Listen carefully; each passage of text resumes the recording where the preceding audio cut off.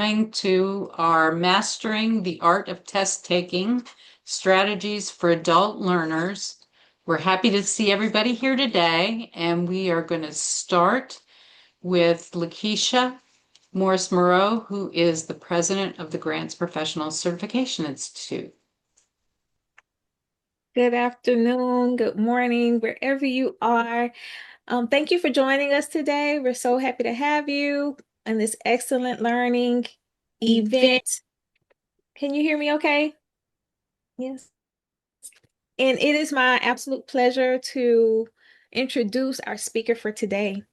And I am going to share with you a little bit about what makes her so special. Dr. Monique Anair is an educator, researcher, and workforce development leader with over 25 supporting adult learners in higher education and non-credit workforce training. She currently serves as Director of Workforce Development at Santa Fe Community College, where she leads state and federally funded programs designed to help adults persist, complete, and succeed in education and career pathways. Through her teaching and research, Dr. Anair empowers adult learners to build confidence, develop effective learning strategies, and navigate the academic and professional assessments successfully. Dr. Anair is independent of GPCI, and her opinions do not represent the opinions of GPCI. It is my privilege and honor to present to you all Dr. Monique Anair. Thank you so much, Lakeisha, and I'm so happy to be here, everyone. Thank you so much. So I'm going to go ahead and share screen and we'll get started with the presentation for today. All right, so everybody should be able to see a screen. Hopefully we get some thumbs up. All right. So as Lakeisha said, my name is Monique Anair, and I come to this very honestly. I am an adult test taker and I have experienced anxiety. I continually have to recertify for different things, especially in human subject research, city certifications. So I realized I get really stressed out. So part of this is also my journey of trying to manage my own stress in the test taking world. So today what we're going to do is we're going to identify our personal strengths and our challenges related to test taking. We're going to learn some effective study and prep strategies. And hopefully you guys will be able to adopt some new, strategies to manage anxiety and improve your focus. And consider some time management strategies as you guys are preparing for the examination for GPC. So again, thank you all for having me here today. And again, a part of this I obviously stole the mastering of from Julia Child and her work. And she sort of is an inspiration to me. She has someone who never stopped learning and sort of put herself out there. So again, my work is really about helping adult learners coming back to upskill and learn new things. Or I think we were talking a little bit before we started today about sort of plumbers and HVAC technicians and folks going into fiber optic training. And a lot of folks are coming in, they haven't been in school for a really, really long time, which may be the case for you. And all of a sudden you're presented with a test, which you haven't taken a test in many, many years. And you're like, I don't want to go to school. I didn't want to take the test, but now I'm having to take this test for my professional development. So again, we'll kind of strategize through that today. As we go through, you'll see these little butterflies, these monarchs, and these are strategies that work really well for anyone who may have the challenge of ADHD. I know I work with a lot of learners. I feel like we may all have a little bit of things that we manage, especially in our daily lives that are so busy. So, and we'll have chances to put thoughts into the chat as we go. So there'll be some stopping points. But as we get ready to just learn today, I'd love to have everybody take a breath. So we're going to just take a couple minutes to focus on our breathing, which is an actual technique for test takers. So if you're seated, if you can kind of just adjust yourself to sit up straight and place your feet flat on the floor, put your hands in your lap. If you're standing, roll those shoulders back, sort of relax your arms by your side. If you happen to be lying down, and I know that sounds strange, but I do have students who do their online classes while they're lying down on the couch or on the floor, feel free to stretch out your full length, make sure you're comfortable, and place your hands by your sides. So as we get into the next slide, you're going to see a dot that kind of inhales and exhales, and we're gonna be in that space for a couple minutes. So again, I want you guys just to relax and take the next 2 minutes, and I will time this. I'm going to put my little timer on and just follow the circle. So breathe in and breathe out.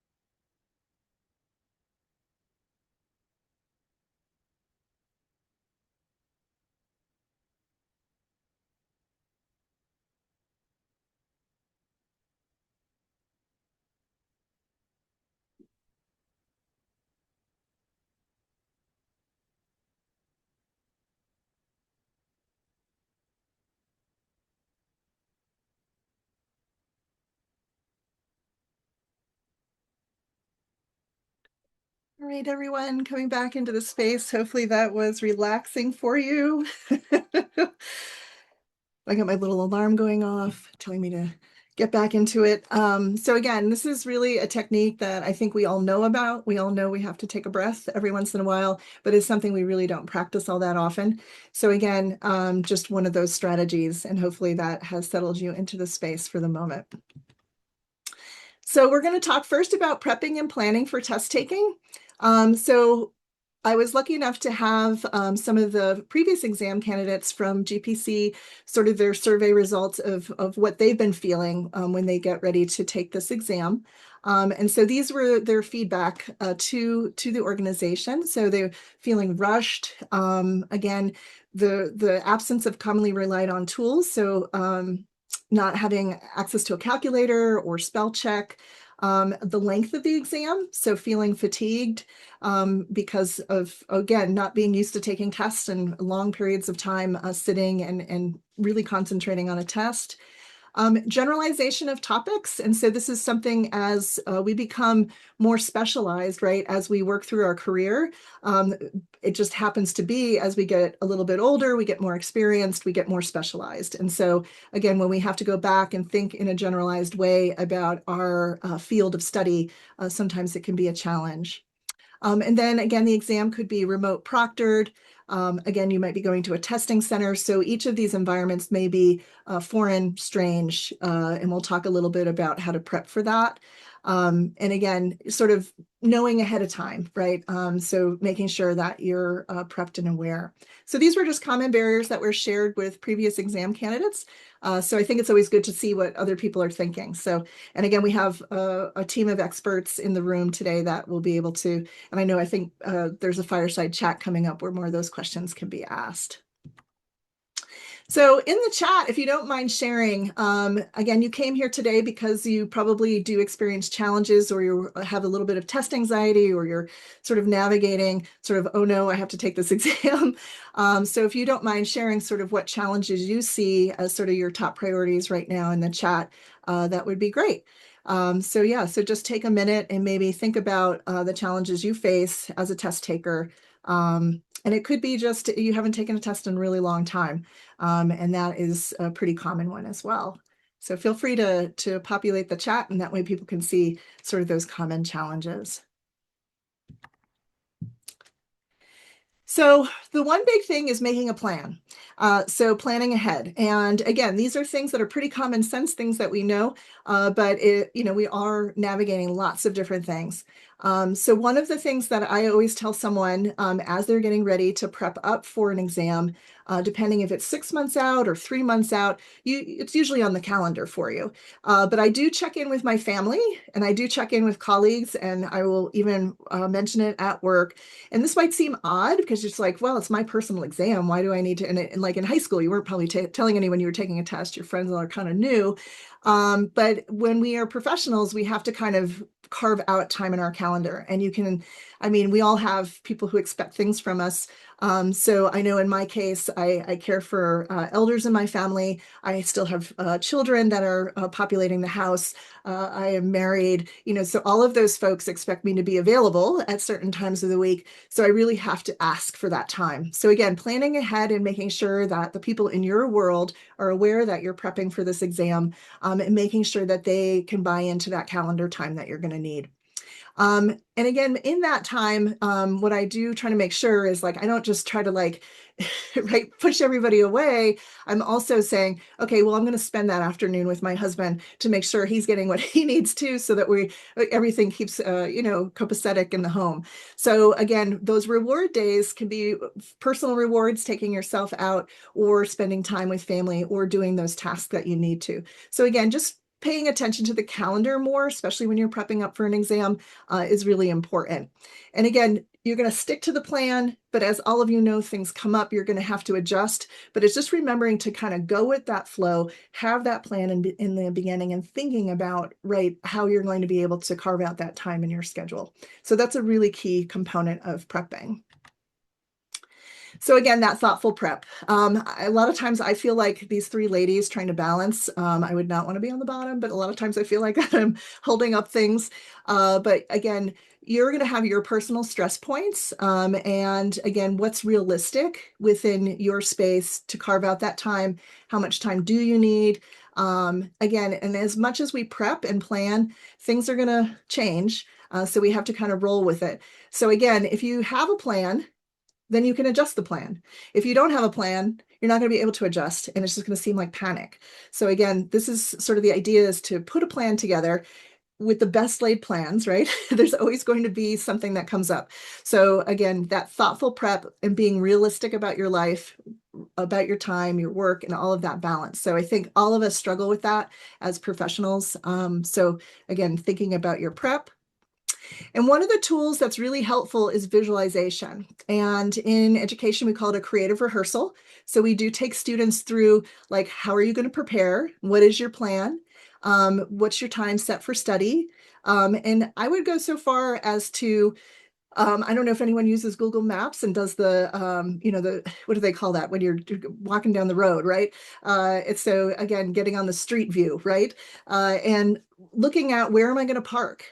And if the parking lot's full, thinking about that, where else could I park, right? So again, going down to Street View, and maybe I want to get a coffee before I'm going somewhere, right? So I'm kind of going down and looking and visualizing sort of that space. So you don't have to go to those extremes if you're not that kind of person, but I would say you want to really start to think about the test environment, visualize how this is going to work for you, navigating sort of the space before you arrive. So this is, I know some of you are going to be driving to testing centers. So you're driving to far distances. So giving yourself enough time, knowing the location, and realizing that, things may not be exactly how you think they're going to be, and giving yourself time and space to handle that situation. Visualization, again, just like an actor prepping for a theater show, or if you've done any teaching, prepping ahead of time, it gives you that space to kind of feel out where you're going to be, right? So visualization is a big part of this work. So again, like this character on the screen is doing, just thinking, I'm going to be a success. I'm going to do this. It's going to be great. So again, prepping for that. So again, a kind of ideal timeline, and again, this is the ideal, is that we would know about 6 months before whether or not we're going to be doing the exam. And some of you may not have that kind of timeline. You may have a much more condensed. But again, you're going to be committing to an exam anywhere from 6 to 3 months probably before you take the exam. You may have study groups, study guides. And again, at this point is when you really want to start putting your prep regimen together. So letting your family know you're going to be taking this exam, carving out that planning schedule like we talked about. And then the big thing is, as we get closer to that exam time, in that 8 to 4 to 2 to 4 weeks before, is that you want to start a workout. And I know that sounds really weird, but it's taking 30 minutes to actually do multiple choice testing, do these short writing prompts. And it's sort of just like you would do a workout. So for me, what I usually do is, I'm better in the morning. I'm definitely a morning person, is I'll arrive about a half hour earlier to the office where I work. And from 7:30 to 8, I'm working on my workout, my test workout. So again, it's figuring out where you can build that in as you get closer to the exam time so that your head is in that game, right? And so again, this is anybody who's done any running or hiking, right? You have that goal, and then you've got to prep up to it, right? You've got to physically. So what you're doing is usually the same thing, is just getting your mind into that game. So as you get really, really close, what you want to do too, like that week before, a few days before, is it's like resting up before the big game. So again, you've done all this work, you've done all this work out. You don't want to cram that last night. And we know that. I mean, we've all been there. We've all done the cram. So it's just realizing that, you give yourself that space so that you can get to the exam day. And if you kind of follow this and you have a prep regimen, you're going to feel prepared. You're going to feel like you're an organized individual, even if your life might be a little chaotic. So again, it's sort of giving yourself that space and kind of setting up that calendar and preparing a little workout plan for yourself. So we're going to get into the learning science next. And so learning science is really how we study how people learn. Literally, that's what it is. So we're going to talk a little bit about the learning science, and there might be some tidbits in here that are helpful for you as you think about how you're going to put your prep regimen together in your study plan. So again, a lot of this is increasing your memory and information recall. So again, if it's a generalist exam, you work in a specialization a lot, you're going to have, there's going to be other concepts that are probably review, but also maybe new. So for a lot of our adult learners, it may be stuff that they were introduced when they were 18 to in high school, especially math concepts. And now at the age of 40, they're being asked to revisit those math concepts, right? And so that can be a little challenging and a little scary. So what we say is to connect new concepts with what you already know. So again, thinking about, if there's something new presented to you, is how does this fit into what you already know? How does it fit into the knowledge base? So you're contextualizing new knowledge. And we do this all the time naturally as human beings, but in this case, right, you're studying up for something in particular, is to be mindful of that. So really saying, okay, this is a new idea. How does this fit into the body of knowledge I already know? The other is teaching concepts back. This is how we also know that our learners know the material. So this is something that's essential for us as teachers, is for our students to teach us back the concept. So if you guys are working on something new, think about teaching it to others or explaining it. And we've all been in meetings probably where there's someone you could tell they're working through a concept, right? Especially when I've worked on grants and we're trying to understand like a particular type of concept or an idea. And that person, we just let them talk, right? We let them see how they're thinking through that process and thinking through that topic. This is the same thing. So if you don't have an audience, you can also record yourself. I've done this before. You can record on Zoom or Teams and just watch it back.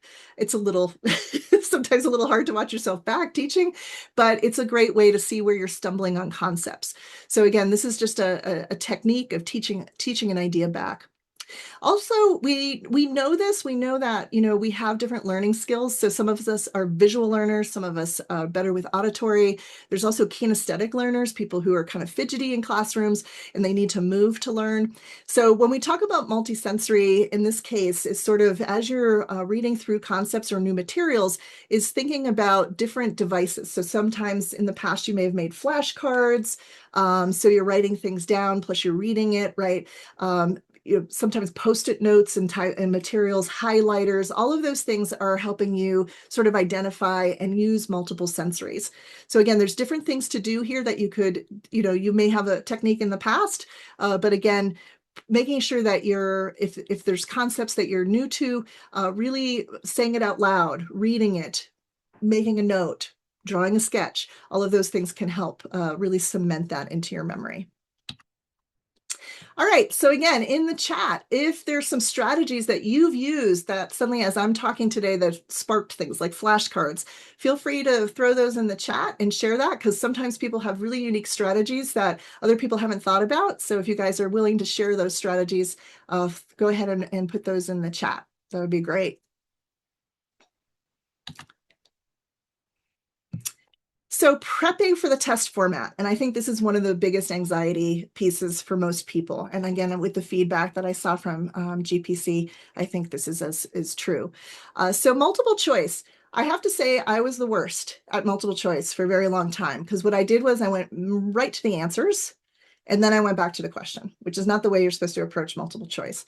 So one of the things with multiple choice is a lot of people have suggested you basically want to kind of hide the answers from yourself and just read the question. And once you read the question, you will probably have a formulated answer for that question. And then expose those questions, the answer key, and then say which ones of these are really, I can just get rid of, they're wrong. And then you're left with just the possibilities, right? That might match what you decided was the answer from reading the question.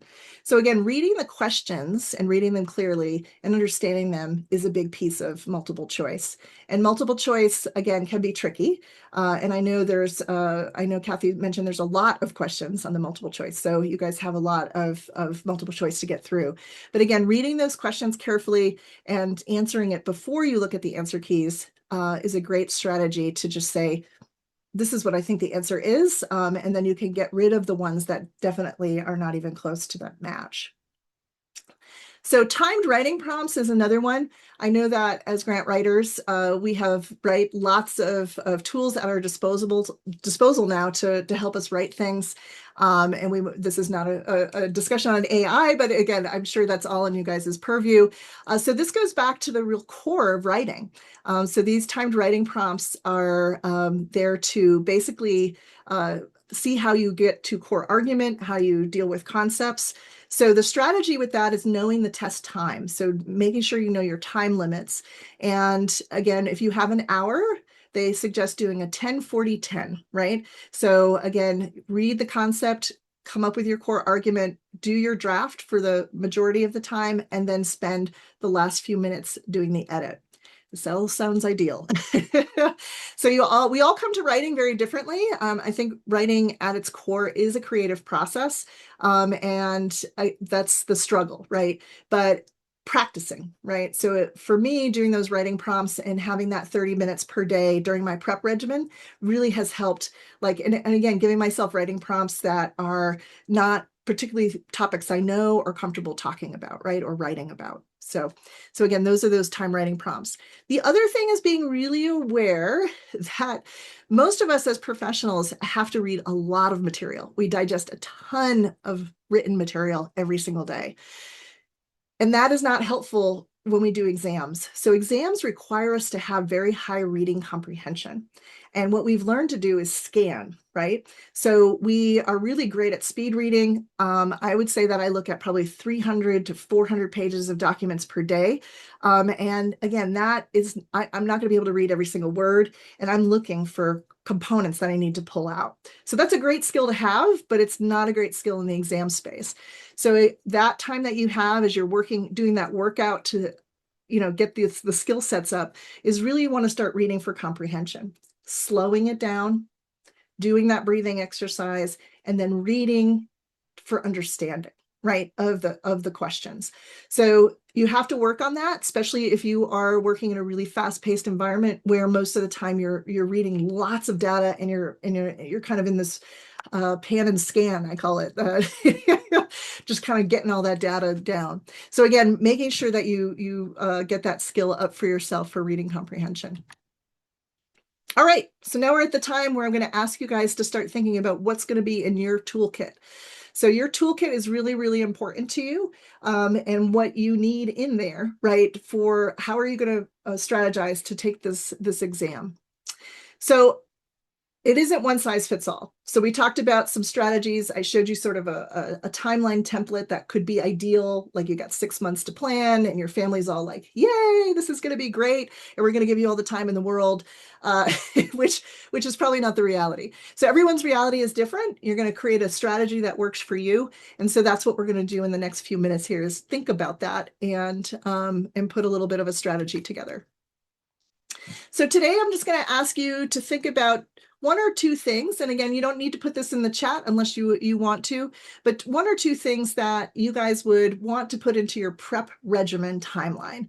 So thinking ahead to when you have to take this exam, and what you can do from today moving forward to make sure that you're ready to take the exam. So maybe think about that just a little bit and jot that down for yourself, what you're going to do.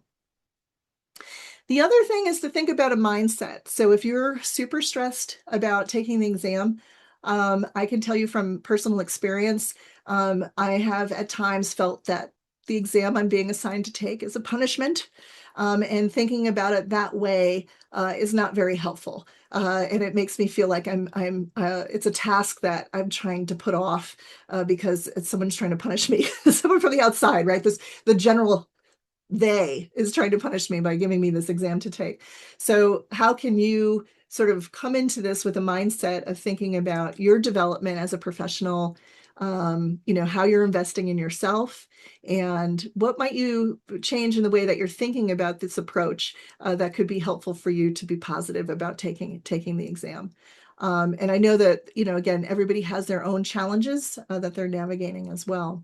So again, just taking a few minutes right now to think about the logistics piece of this, the things that you can put into play, and then the ways that you can think about why you might want to take a professional exam or engage in a test that would be helpful for you to help spark a new mindset and make you feel positive about that experience.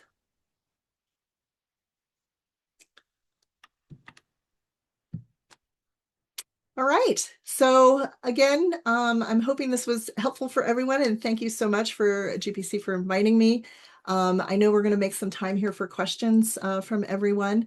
But if you're feeling compelled, feel free to share any takeaways in the chat that our time together has sparked for you, or ideas that you'd like to share with the group. So thank you so much. And yeah, I think we can go to Q&A, Kathy, if that works for everybody. Yeah. Do you want to not share your screen at this point? So I don't think I introduced myself earlier. I'm Kathy Hatfield. I'm on the GPCI board and the GPCI Ambassador Program liaison with the board, which means I'm working with the community to try to help promote the GPC. So GPCI is so happy we could have brought Monique here. She's covered things that we hear are the biggest barriers to getting your credentials at GPC. So it looks like there were questions at the beginning related to feeling like on multiple choice questions that there's a trick word or overthinking it and that Mhm. kind of thing. So do you want to expound on that a little bit? Sure, I agree. Multiple choice is one of the toughest formats. So yeah, I think the strategy, and again, I shared this. I don't know if the question came before or after what I shared, but is, not always can we like, cover up the answers. But if you can train yourself not to go straight to the answers, and I think there's a tendency to go to the answers and then read the question.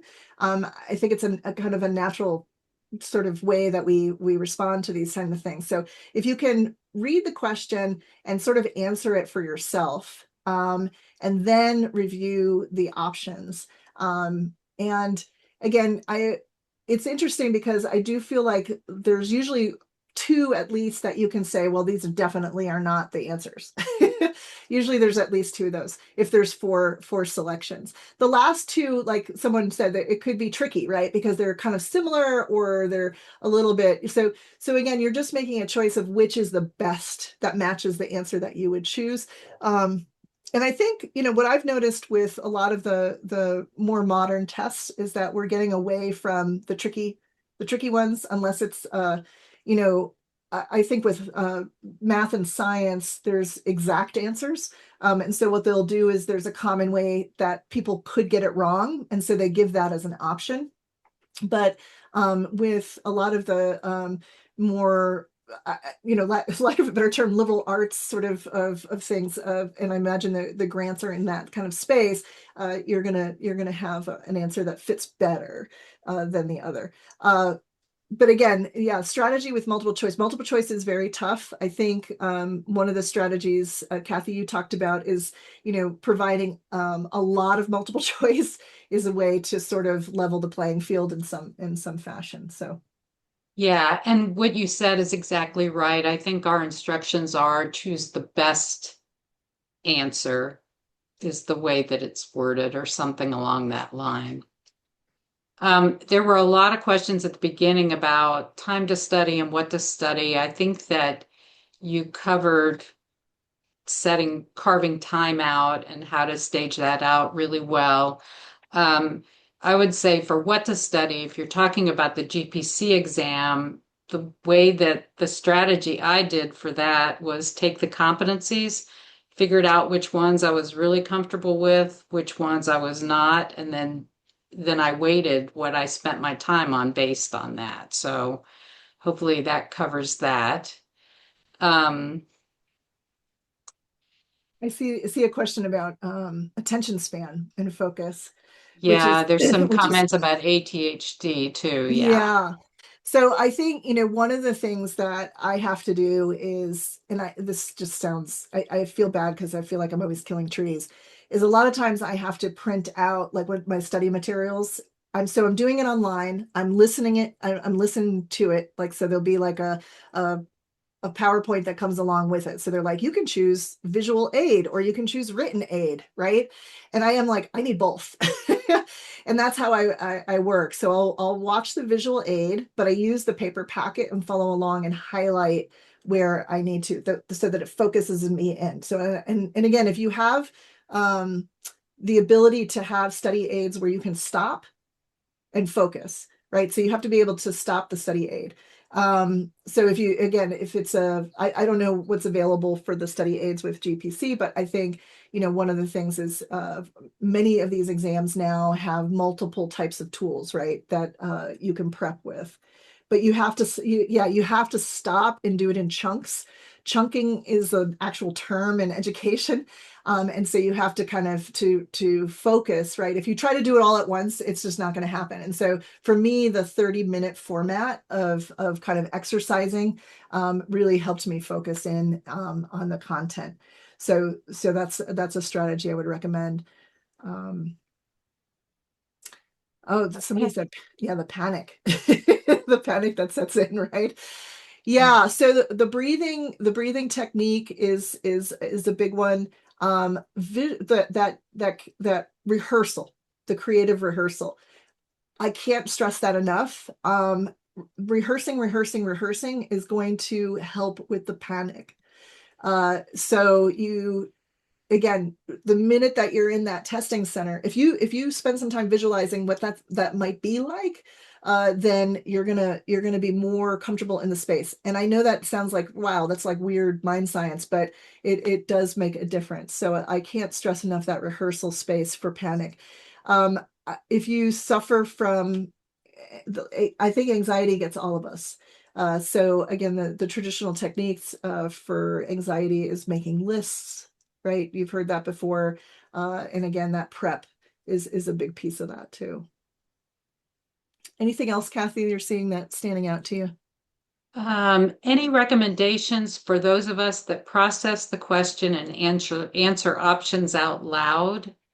I often do best by actually reading it out loud to myself, but feel like this would be discouraged. I don't know about the proctored exam. Is it what in the testing center? Are you in an individual space? Or are you in a group environment? It varies widely, which I think is some of the unknown. Mhm. I took it at a community college and it was an open room, and two computers down, somebody could be taking a CPA test. Sure. And so I think it would vary widely. Most of the time, probably not on your own. Yeah, and I don't know if is there possibility of asking for accommodation for a single space sometimes? GPCI does have a process for accommodations. Mhm. However, it's in the manual, and there's a process that has to be taken. So Okay. it can't be done the day of. It has to be done in advance per the information that's in the manual. So again, that might be something if someone's struggling with anxiety and again you like to read out loud to yourself, is looking at the accommodations and seeing if you can have an isolated space. I know a lot of testing centers do have those kinds of spaces, and they can provide those accommodations. So I would research that to make sure that that might be available for you. I imagine you also do it from home, right? So it's a proctored, people can do it from home in some They cases. Yeah, they can do it from home. Um, and we'll talk more about that at the fireside that's in August. If anyone here wants to attend that, we'll provide the information in the chat of how you can sign up for that. And that's where we'll get more into some of the specific questions we're getting about the exam in the chat. Um, And so, yes, there are some requirements that go along with taking it at home, having a Mhm. clear desk. If you wear glasses, they look at them, I understand. They do put um, something on your computer so that the only thing you're looking at is at the, the screen and the test. And Mhm. so there are some things to consider if you're thinking about doing it at home. Okay. Yeah, so again, what I think in general, what we're talking about here is prep, right? So it's really knowing what the testing environment can be, and sort of what is available to you for accommodations. Um, so I think, yeah, there's a lot of specific questions around this particular exam. So I think, like you said, it'll be answered in the fireside chat. So um, someone was asking about a podcast. That's a great question. I haven't come across a podcast just dedicated to testing for adult testing. Um, but there is quite a bit of learning science out there. So if you have an interest in learning more about how your brain takes in information, and sometimes that can be, a de-stressor, is to kind of learn more about how we function.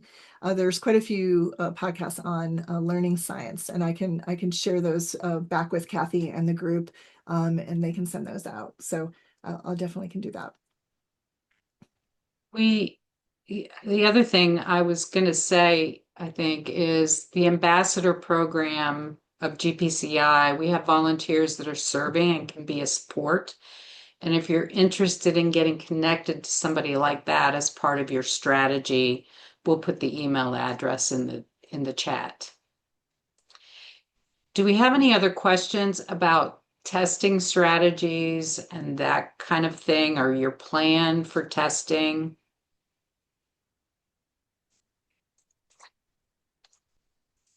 Please put it in the chat if you do. We do have one person who suggested as one of their strategies was to dress in layers in case it's cold. And so I thought that was a good one to kind of Yes.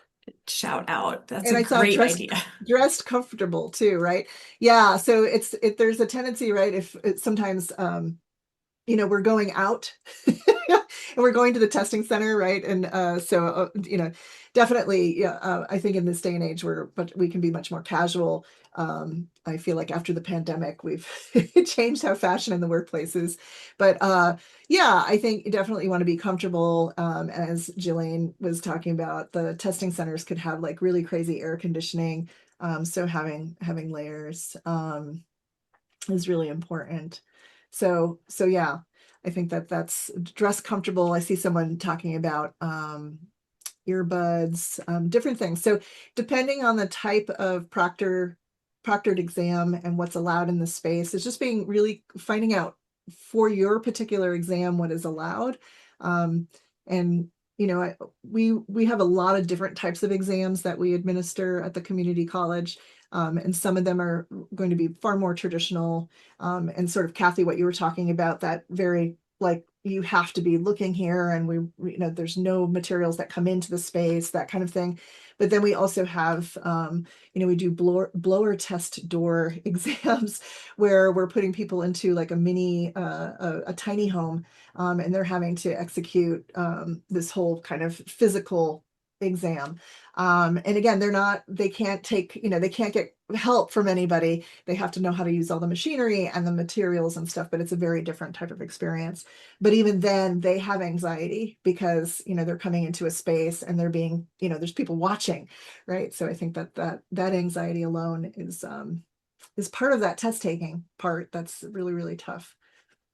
Yeah, and part of what makes the GPC so valuable as a credential is that we're nationally accredited, which means that if you've got the GPC, you've met a certain standard and you're testing, you've met competencies as opposed to knowledge. And but that's where all of these rules about how things happen come from and how it takes place. So I mean that's important to know. There's a question about recommendations for good food to eat before testing. Is there science about that? There is. Well, I think people have heard about it. Dark chocolate is supposed to be right the best. Yeah, and carbs. So it's sort of like the rest up before the big game. A lot of that physical science is also attached to brain science. So if you guys have done any kind of physical training or you're a hiker and you want to get to a certain peak and you've trained up for that, the same type of nutrition is good. I think, again, taking care of yourself is a huge part of all of this. I think most of what we're talking about with the creating a prep regimen, mindset is all about how do we take care of ourselves. And so as we invest in ourselves as professionals, getting these certifications is a real big part of that. But what comes along with that is also taking care of ourselves in the process so that we're healthy individuals that can approach this, at our best. At our level best for taking these tests. And again, some folks, caffeine can be a good thing and a bad thing. But yeah, I used to, and I don't know, this is probably not allowed in this exam, but we used to put little pieces of dark chocolate at the top of the desk when people Oh, were, yeah, no, I and so don't think between so. each of the sections, you could take a little dark chocolate. But yeah, so I mean, it's just, again, there's quite a bit online about different nutritional strategies, but I think the best is just treating yourself very well and, doing the things that are common sense. You're not going to go out, partying with friends the night before the exam. Uh, we're not in Yeah, college anymore. Well, maybe some of us are, but so that's a good point. Is there a strategy for picking the same letter answer for every question you do not know, like C? I've heard C is common. I love that. Now, I think manufacturers are, there's all different types of test manufacturers. I know Pearson has gotten very, very smart. So I don't, again, who's manufacturing the exam. But I haven't heard that strategy, just picking the C if you don't know. But I'm sure Yeah. I'm sure there's a lot out there. But yeah, I think what we're finding with testing now is that the manufacturers have gotten pretty savvy about people, because we have whole exams that are posted online. So they've gotten really savvy about how they mix up the questions and answers. In the past, like you'd have the whole primer, right? The teacher's test grading thing online available. And so again, test manufacturers have gotten pretty savvy about that. So there was a time period about 10 years ago where you could get all the answers to almost every single test online, but not anymore. So Yeah, and the GPCI, the multiple choice questions, there are 175, but only 150 of them count, and we don't, even GPCI doesn't know which ones. And um, so yes. Now the system will, if you're in a test center, you can go through and do it in tiers. Select the ones you know for sure, and then mark which items that you want to go back to because you're not sure yet. So you can use that as part of your toolkit if that's something that would work for yours. Um,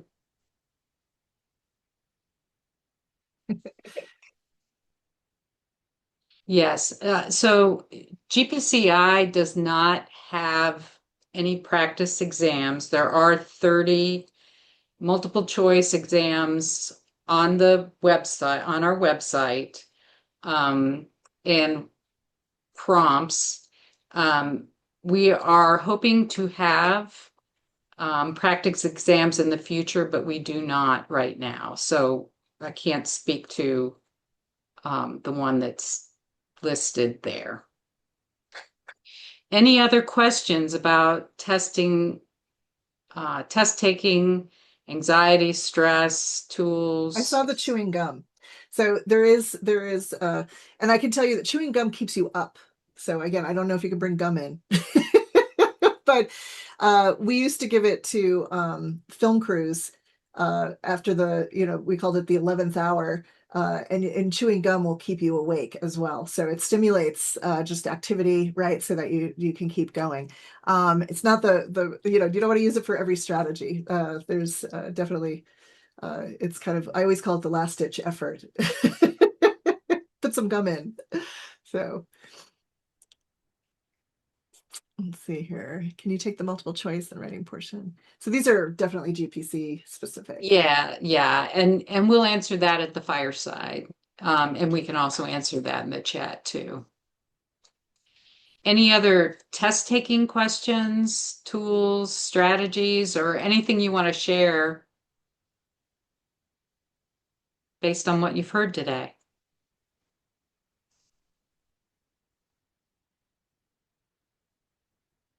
And I can hang out for a bit if people need to go. I'm sure a lot of people are on their lunch hour or break. So You do have this. Ben Rogers says we got this. You do.